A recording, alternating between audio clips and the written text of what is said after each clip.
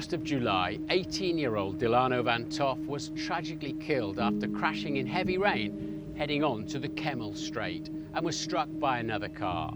This once again raised major safety concerns about this Spa circuit.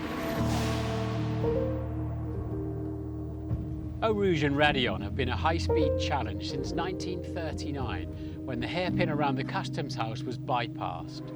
It's arguably the most famous piece of racetrack in the world, and racers and fans love it. Due to its extremely high speed and unsighted nature, along with the compression at the bottom of the hill and 3 direction changes, there's always been huge crashes here. Incredibly, in the 60s and 70s, it was deemed safe enough for photographers to be on the apex. There have been many changes here over the decades to try to improve safety for drivers and marshals alike, mostly relating to larger runoff areas, but the topography limits options.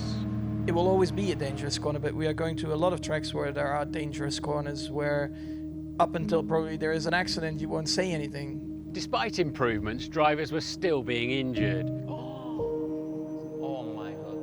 Holy jeez. Tragically, in 2019 in a Formula 2 race, Antoine Hubert lost his life here at Raidillon. It's always so difficult to come back here. Spa being one of my favorite tracks on the calendar, and I've always had fantastic races here. And on the other side, having the worst emotions I've ever felt in my entire life.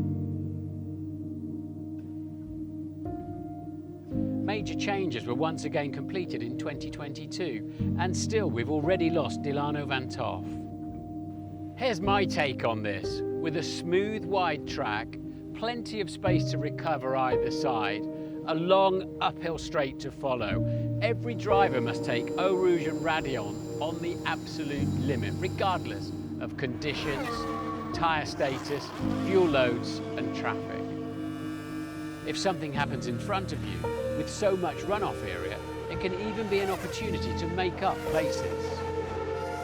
Racing cars, particularly single-seaters, are impressively safe these days, and this creates a perception and confidence that you're unlikely to be injured, giving the drivers a false sense of security.